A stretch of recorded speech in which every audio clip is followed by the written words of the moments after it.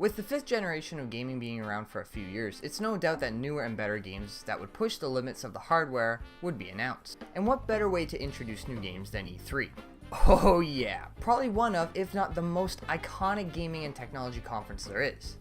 Let's flash back to 1996. Now right off the bat, you can see that this year, the main theme for these games was platforming.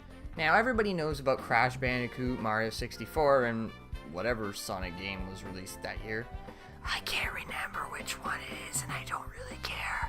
But what if I told you there was one more?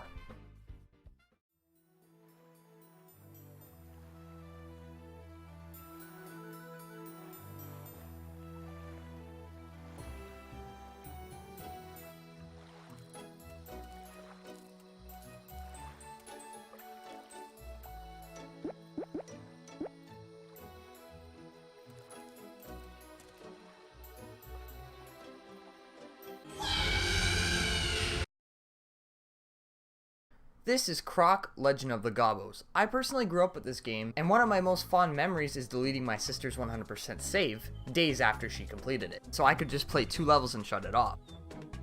It wasn't until I was older that I decided to play it again, and oh boy, I do not like this game at all. I think that this game is most interesting for the history behind it rather than the game itself. You see, this game was developed by Argonaut Studios, the same people behind the original Star Fox games. They also created the FX chip that allowed the Super Nintendo to render 3D polygons. So you could say that Nintendo and Argonaut were pretty close. With the N64 being a superior system, for what seemed like endless possibilities for game creation at the time, Argonaut pitched an idea of a 3D platformer where Yoshi was the main character. Nintendo flat out refused this idea and canned the partnership with Argonaut. The issue was, they already had a decent amount of the game created, so they decided to make it into their own IP. Now little did they know that Nintendo did actually think this was a great idea, but they just didn't want Argonaut to be a part of it. As much of a dick move that is on Nintendo's behalf, we did get Mario 64 in the end, which is probably one of the most iconic platformers there is out there.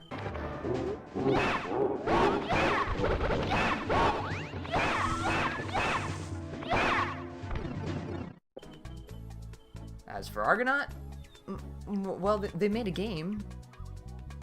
Croc was released for the PlayStation 1, PC, and Sega Saturn.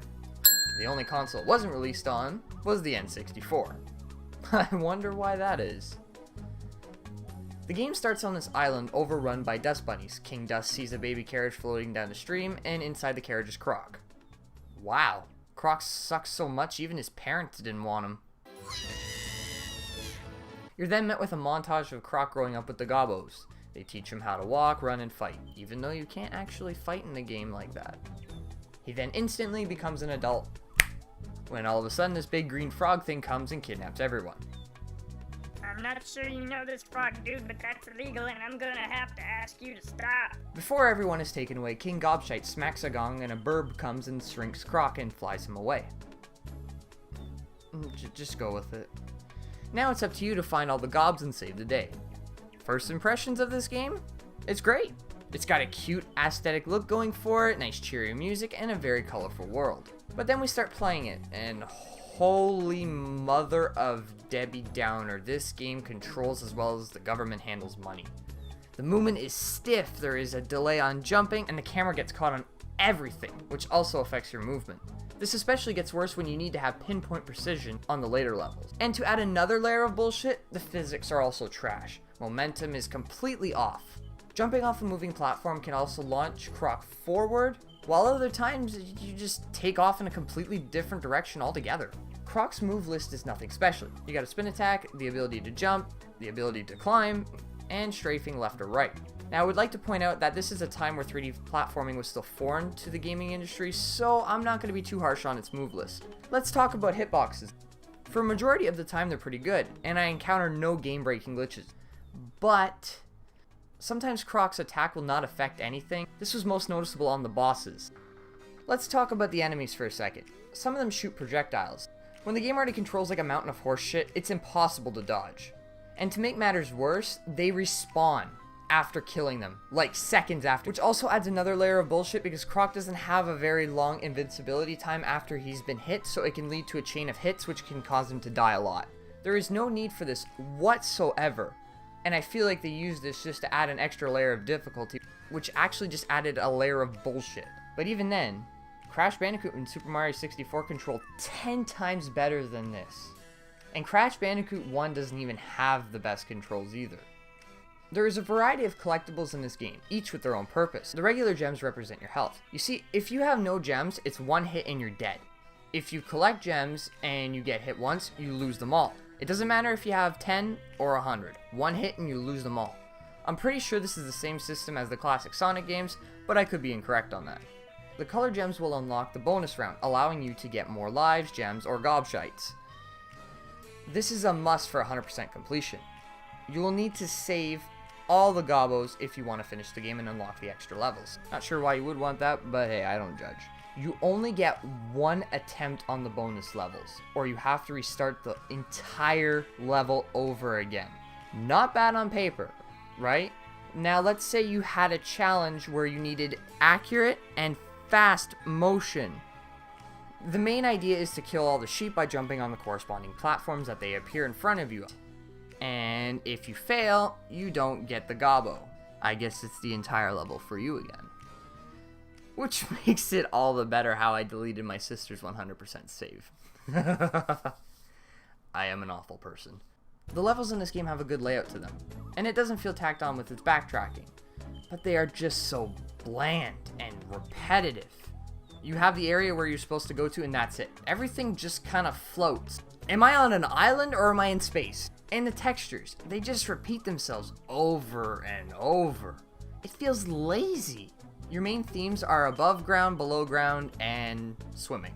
Wait, swimming? Oh my god, this is even worse. I feel like I have no control of the character whatsoever. It's slow, it's sluggish, and just all around toxic. No wonder why people hate underwater levels. Croc ruined it for everybody. Well, it can't get any worse, right? No, it can.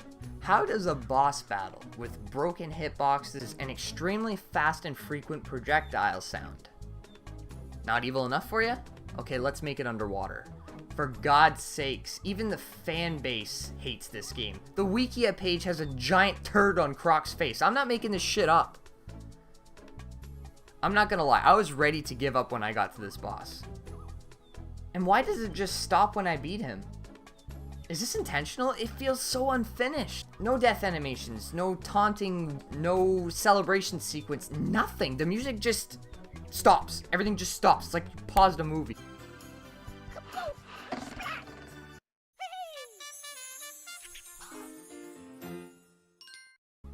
Which brings us to the music. The music in this game is nice, but they overuse it. They just take the same 3 songs and slightly remix them to match the theme you're in.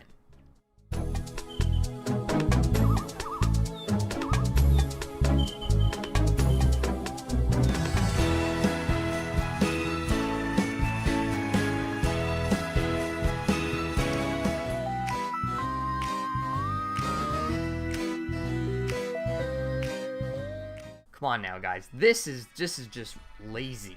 Having lives in this game is as pointless as your thoughts and prayers on Facebook. Jesus Christ. You will be restarting the level anyways if you're going for 100%, so why bother?